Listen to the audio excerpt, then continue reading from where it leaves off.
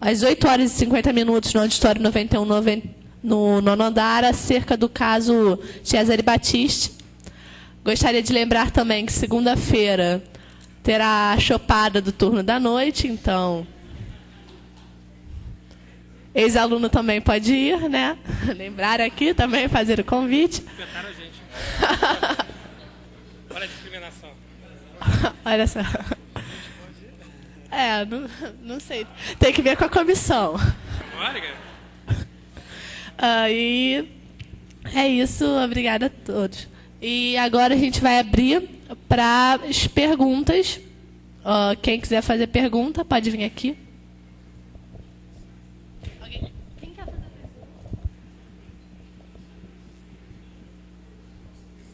pergunta? Augusto? Sem microfone. Eu queria perguntar primeiro para o Leonardo Rosa sobre a questão da legitimidade da Defensoria Pública para a população civil pública, que é muito questionada pelo MP, sobre o que você acha sobre a questão, por que o MP questiona tanto, e se você considera importante que a Defensoria Pública tenha essa prerrogativa. Queria também fazer uma pergunta que seria para toda a mesa, que eu tive a oportunidade de estagiar durante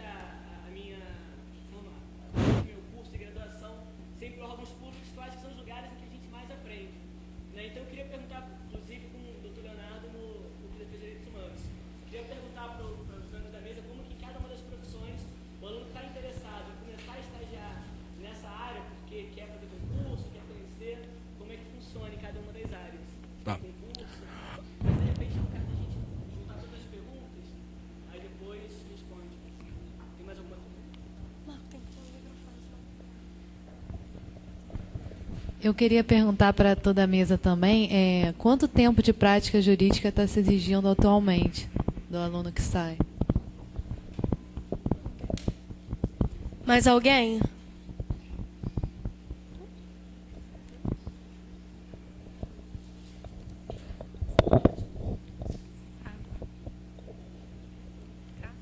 Responde?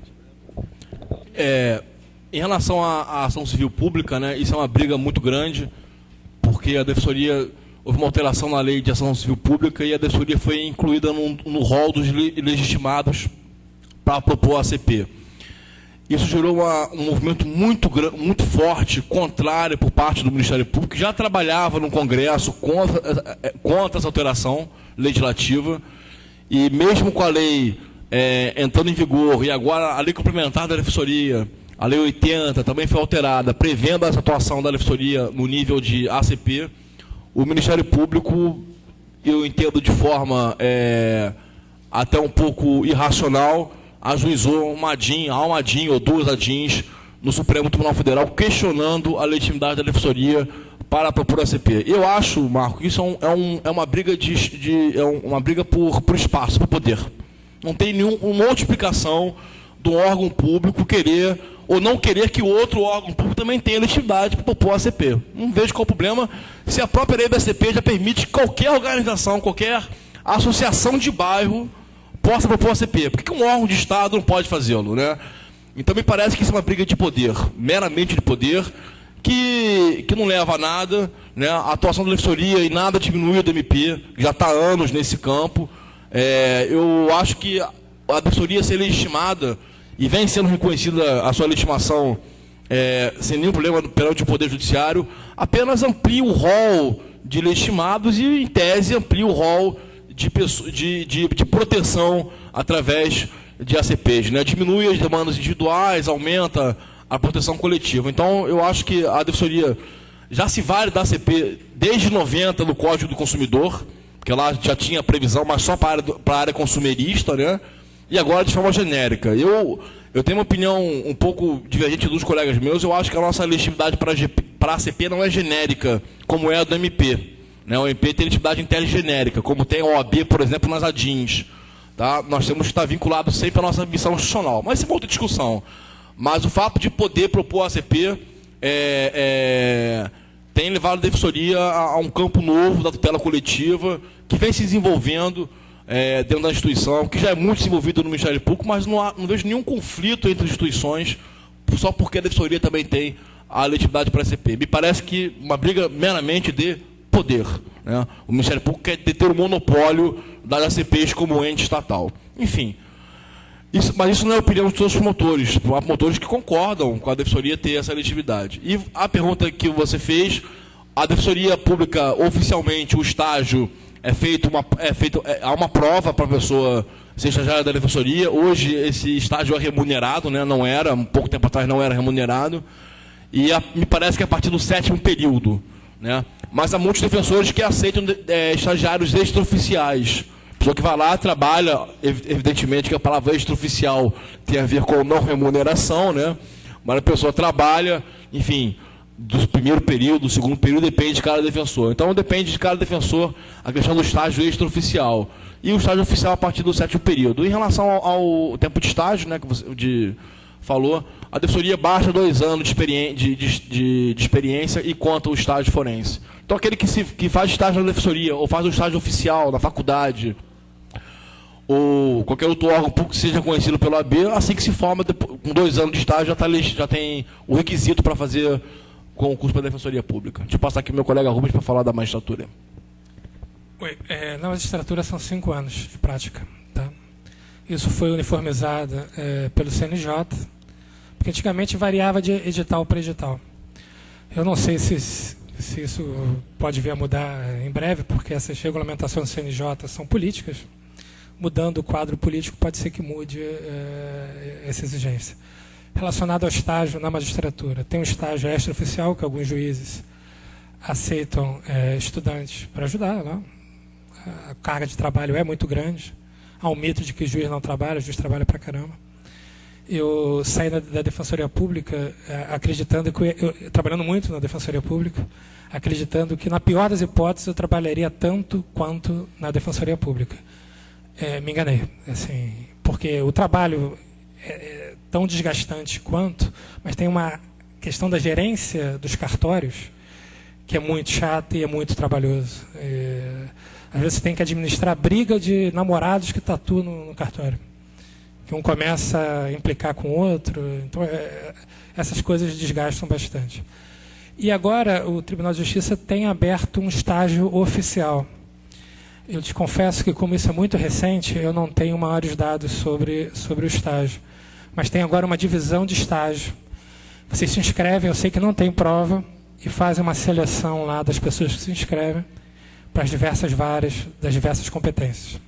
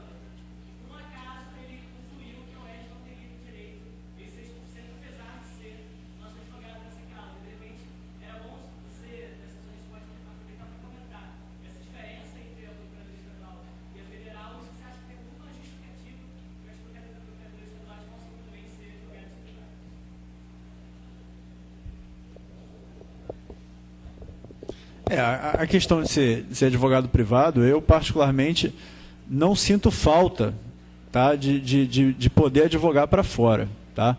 Já fui procurador do município de Nova Iguaçu e eu tinha 2 causas só. Né? Porque quando você se dedica a um trabalho que te demanda muito, como são os trabalhos nas procuradorias, eu acho que fica complicado você advogar de maneira privada. Né? Então, eu particularmente tenho vedação de advogar de maneira privada, mas não sinto a menor falta.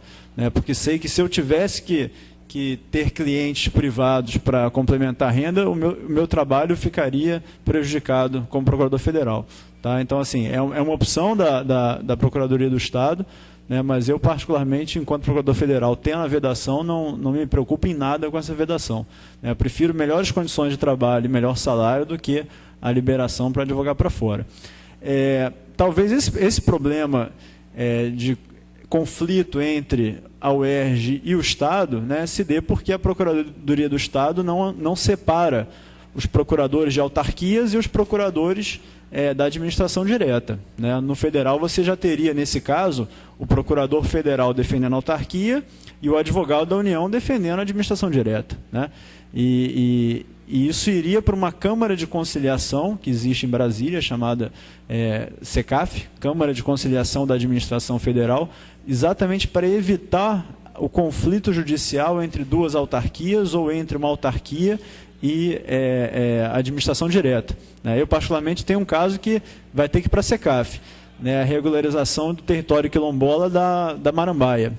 Né? A Marinha não quer de jeito nenhum a regularização e o INCRA tenta fazer a regularização daquela comunidade quilombola que existe lá há muitos anos. Né? Então, não faz sentido você ter uma briga judicial de União contra União. Né? Então, esse assunto vai ter que bater na Câmara de Conciliação para que haja uma saída conciliada. Não justifica a União levar uma briga contra a própria União para o Poder Judiciário resolver. Né? Então, acho que seria um caso... Né? O problema é que o Estado não tem essa separação entre quem é procurador de autarquia estadual e quem é procurador do Estado. Né? E acabou tendo pode acontecer um problema de conflito de interesses. Né? Enfim, não sei se eu já respondi, mas talvez a solução... Agora, com relação a ser diretor jurídico da UERJ, eu não sei se seria o caso de se licenciar de procurador do Estado. Né? Acho que poderia ser... para não ter esse conflito, pelo menos nessa situação. A briga dos 6% é antiquíssima, né? Ela vem da Constituição do Estado, previu 6% para a UERJ, na época não existia a UENF, né? Era só a UERJ, e o governo, na época o governo Brizola, entrou com uma DIN, conseguiu eliminar, né? Eu não sei, já foi julgado o mérito? Dá para ser julgado. Ah, sim.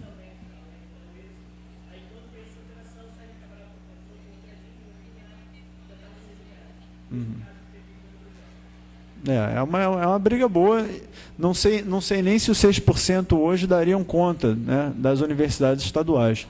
Né, mas o problema dos cortes constantes de verba na UERJ são bastante complicados e não acho que vai se resolver simplesmente numa DIN. Né, eu acho que são opções políticas de ir desaparelhando a UERJ, mas a UERJ não vai morrer. Né? Ela é feita cada vez mais com financiamento de grandes empresas. Enfim, aqui no direito a gente havia, pelo menos na minha época, um grande financiamento das empresas de petróleo, né? Via Agência Nacional do Petróleo. Então, a UERJ não morre, né? Ela apenas vai mudando de dono. Né? Aquela coisa que eu falei no início.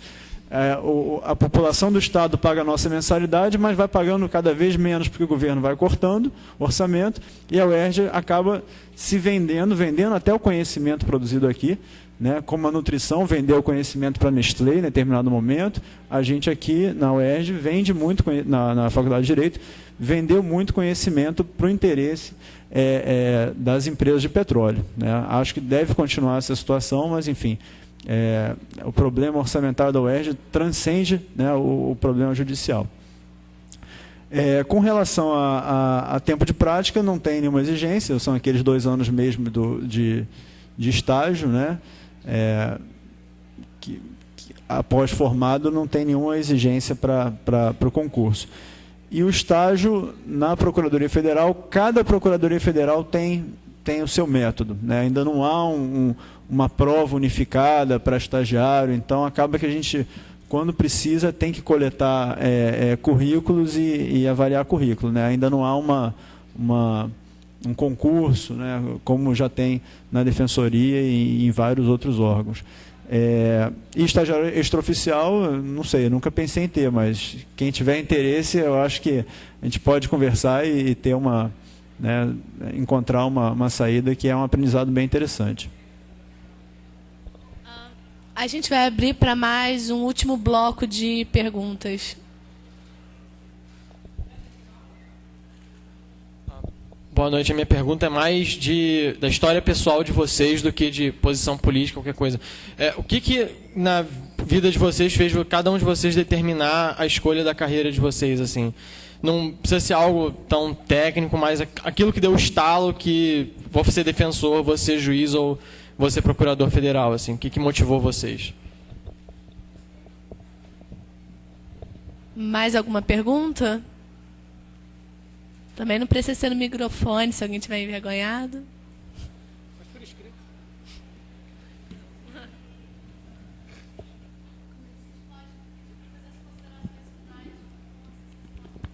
Ok, então, Leonardo começa respondendo e considerações finais e a gente encerra. Cara, você bem você. Eu sou defensor porque eu passei de concurso. Porque quando você se forma, meu amigo, você tu quer trabalhar, enfim. E foi o que eu passei. E é engraçado porque o meu estágio todo foi na área federal, no Ministério Público Federal. Quer dizer, não é nem pro perfil de estágio, porque não era. Né? Eu não conhecia a defensoria. Me formei, enfim, fui fazendo concurso e passei. E dali gostei, não saí mais. Hoje em dia eu não saio mais. Mas foi assim, eu não tinha antes um conhecimento do que era a defensoria. Eu tinha do MP porque fiz estágio lá. Né? E não tinha ninguém na família que era advogado. Enfim, não tinha nada. Era eu sozinho. Mas passei no concurso. Eu tinha sido oficial de justiça antes, que eu tinha também feito um curso de oficial de justiça. Fiquei lá 6 meses. E depois passei no concurso da defensoria e fiquei. Né? E, como eu falei, a princípio não saio de lá. Enfim, em considerações finais, só agradecer, parabenizar meus colegas de mesa pela palestra de vocês. Foi bom conhecer, até essa questão do CECAF, é interessante isso, né? Uma briga interna, nunca tiveram falar nisso. E aí resolve ali e está resolvido, né? É vinculante a decisão. E parabenizar vocês aí. Dar boa sorte a todos na carreira, enfim, na vida também. E eu estou lá no Núcleo de Defesa dos Direitos Humanos, na Marechal Câmara 271, 7º andar. Quiser procurar lá, conhecer o Marcos daqui, conhece, a galera que conhece aqui. Tu não usava essa camisa lá na época que tu era estagiário lá, não. Tu foi usar depois isso. Hã? Você nem entrava lá, né? E, enfim, obrigado pela atenção aí. E boa noite a todos. Valeu, galera.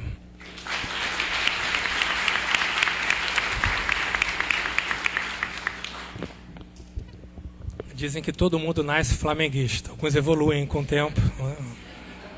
O grau máximo da evolução é ser botafoguense. Precluiu a possibilidade de fala do Leonardo. Bem, eu também acabei magistrado, sou magistrado. Eu fiz faculdade, uma faculdade particular. Na realidade, eu fiz contabilidade, 2º grau de contabilidade. Nunca tinha tido física, química, biologia. História, geografia e matemática que eu tive tinha sido matemática financeira. Vocês imaginam como foi minha situação no vestibular. É desesperador. Meu projeto era fazer uma faculdade, tentar fazer 6 meses, até para ver se eu gostava de direito, e depois tentar uma federal, uma estadual, uma pública. Né? Mas eu acabei gostando da faculdade e fiquei. No meio da faculdade, eu fui assistir uma palestra de um juiz, então, hoje desembargador gaúcho, chamado Hamilton Bueno de Carvalho. Esse cara mudou minha vida.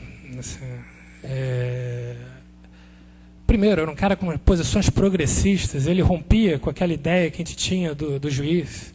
Um cara inteligente, apesar de juiz de direito da esquerda, na medida que era possível compatibilizar ser juiz de direito com ser de esquerda. O cara brilhante, um discurso empolgante. E no final da palestra, aquela mulherada pulando em cima dele, eu falei, porra, eu quero ser igual a esse cara. Só não tive coragem de botar brinco, porque sempre tenho um certo medo de agulha.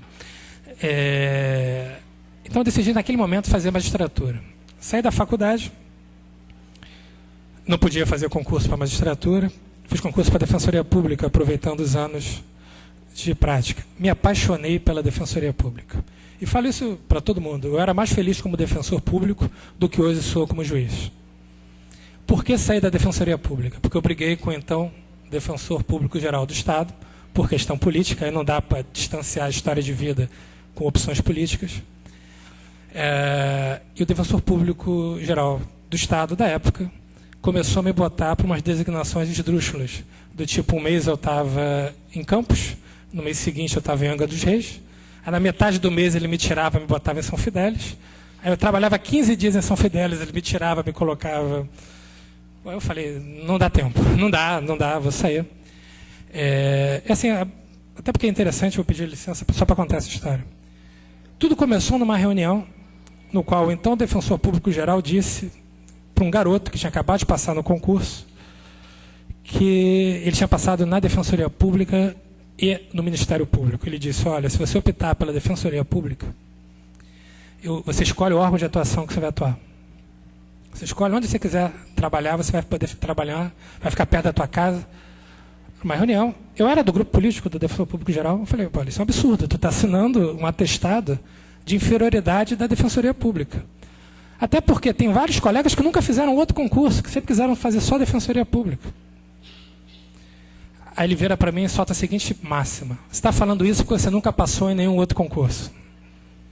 Detalhe, eu nunca tinha feito outro concurso. Até porque o único concurso que eu podia fazer era a Defensoria Pública, quando eu fiz. Não era nem uma questão assim, quis ser defensor público, não. Eu achei aquilo um absurdo, aí bati boca com ele. Mas eu achei que a discussão tinha se dado no plano do debate democrático, de ideias opostas. No dia seguinte, ele me tirou da minha designação, estava na Ilha do Governador, ele me colocou em Campos. Aí eu falei, não tem condição. E começou essa perseguição. Fui fazer inscrição para a magistratura, nesse concurso que eu passei. Eu tinha prova oral segunda, terça folgava, tinha prova quarta, quinta folgava, tinha outra prova oral na sexta. Terça e quinta, ele me botou para fazer júri, designação especial.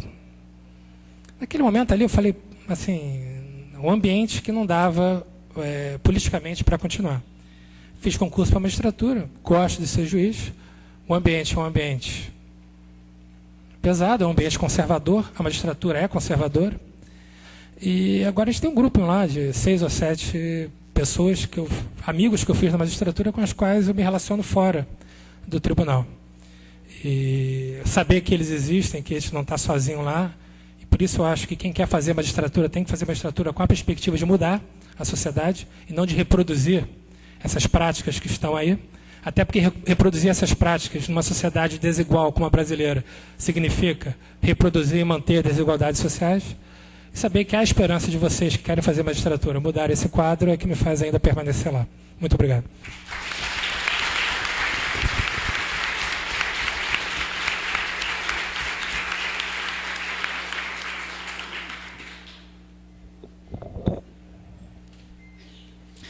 Bom, eu vou um pouco na linha do que motivou vocês, foi o concurso em que eu passei, né? Na verdade, eu saí da faculdade querendo fazer concurso do Ministério Público, mas sabendo que era um caminho longo, então eu fui fazer concurso para tudo, né? E fiz para tudo. Para qualquer concurso que abrisse para advogado, eu fazia, né? Caixa Econômica, Petrobras, BNDES, procuradorias municipais das mais diversas, Paraty, Lorena, fiz tudo. E primeiro eu fui advogado da FINEP, que é uma empresa pública federal que financia pesquisa, muito interessante. O trabalho da FINEP, né? Você vê assim, ciência, né? Você financiando ciência. Achei o trabalho do advogado um pouco chato, né? Que era mais avaliar se a empresa ou a universidade tinham capacidade para receber um financiamento público de pesquisa, era meio burocrático, mas o trabalho em si da FINEP era muito interessante, né? E depois passei para a Procuradoria do Município de Nova Iguaçu, né? E aí resolvi trocar uma excelente estrutura na FINEP, com vista para a Baía de Guanabara, um prédio lindo ali na Praia do Flamengo, por um subsolo em Nova Iguaçu, mas o subsolo era bom porque o terceiro andar era perto da laje, era muito mais quente, então o subsolo até que era mais... né? Mas gostei muito de trabalhar lá, né? Uma cidade que estava num momento muito interessante de mudança de poder. Ser procurador do município, éramos só 12, né? Você fica muito próximo das resoluções do legislativo, do executivo, né? A gente tinha possibilidade de fazer projeto de lei e tal, um negócio que hoje eu nem penso, né? Mas que na época você né? Sou eu e mais 11. Então alguém tem que fazer um projeto de lei e alguém faz, né? Então é interessante você estar numa estrutura pequena também, experimentar, né? Estar perto do prefeito, dos vereadores e tal. Tem as influências que são algo complicado de se lidar, né? Mas foi uma experiência boa. Eu fiquei 2 anos e aí passei para Procurador Federal, que era um concurso que eu tinha certeza que eu não ia passar, né? Eu estava já tentando Procurador Federal e PFN, tinha feito um, não passei. Quando eu fiz o segundo, passei na primeira fase, mas não consegui estudar para a segunda. Então eu falei, bom, não vou passar, vou fazer a prova de sacanagem, assim. Aí fui para um casamento na véspera, em Friburgo, né? Falei, pô, não vou passar mesmo, então vou fazer tudo normal da minha vida, né? Aí fui para o casamento e tal, saí de lá meia-noite, cheguei em casa 2h30 da manhã, 3 horas e tal. No dia seguinte quase não acordei, pensei, vou fazer a prova, não vou, mas foi bom que fui relaxado, né? Fui tranquilo, achando que não ia passar mesmo, então fui com a cabeça mais desligada. E aí passei e, bom, uma vez passado, vou escolher a minha lotação, né? E só lugares muito distantes. E aí escolhi ir para a Procuradoria do INCRA, no Mato Grosso, né? Todo mundo dizendo, você é maluco, Mato Grosso, INCRA, conflito fundiário e tal. Mas eu cresci, minha mãe é geógrafa, né? Foi professora de alguns aqui, e cresci com a questão agrária. Ela ia entrevistar poceiro na região de Casimiro de Abreu, e me levava na missa do agricultor em Magé e tal. Então a questão agrária, né, eu cresci com ela, e quando surgiu a oportunidade de ir para o INCRA do Mato Grosso, eu falei, eu vou, né? É loucura, mas eu vou. E aí foi uma experiência incrível, né? Complicadíssima, né? Um estado com conflito fundiário acirradíssimo, em que o governador é um grande latifundiário, né? Eu cheguei lá, eu falei assim, bom, vai ser o caos, né? Vão me ameaçar de morte e tal. E apesar de ser Mato Grosso, reforma agrária, eu não via nada muito tenso, né? Depois eu vim a descobrir que o INCRA do Mato Grosso era controlado pelo PFL. Apesar de governo Lula e tal, mas o INCRA permaneceu no Mato Grosso controlado pelo PFL. E havia meio que combinações, me parecia combinações, né, entre alguns proprietários e INCRA, e aí deu operação da Polícia Federal, prenderam uma galera, superintendente, até 2 colegas procuradores federais, enfim. Foi uma época de estresse, mas de muito aprendizado, né? E aí eu acho que você trabalhar naquilo que você acredita, né, com paixão, né, a coisa de você poder defender assim, de maneira apaixonada, né, um ideal, usando o seu instrumental, né, aquilo que você aprendeu na faculdade, aquilo que você aprendeu nos livros e tal, usando aquele instrumental para um ideal que você acredita. Isso me fez ficar como procurador federal, né? Depois eu consegui vir para o Rio de Janeiro para também trabalhar na Procuradoria Federal junto ao INCRA, né? E então acabei caindo e gostei de ficar, né? Então, por enquanto, tô junto ao INCRA por ter encontrado mesmo uma maneira de não reproduzir, né? Acho que o Rubens colocou aqui foi fundamental, né? A gente tem mania de, principalmente na faculdade, né? Só reprodução do conhecimento, reprodução. A gente reproduz o status quo, reproduz aquilo que a gente acha que é a normalidade, né? E quando você tem a oportunidade de quebrar isso, né, e tentar construir algo novo, algo diferente, algo que realmente tenha um comprometimento social, acho que isso apaixona, né? Então, um pouco por isso que eu fiquei procurador federal. Quero agradecer mais uma vez o convite, né? É um enorme prazer estar colaborando com o CALC. Sempre que precisarem, que me chamarem, estarei aqui, né, como soldado do CALC que sou. Tem um papel importante o centro acadêmico na formação dos alunos, né, muito importante. E agradeço o convite. Boa noite, obrigado.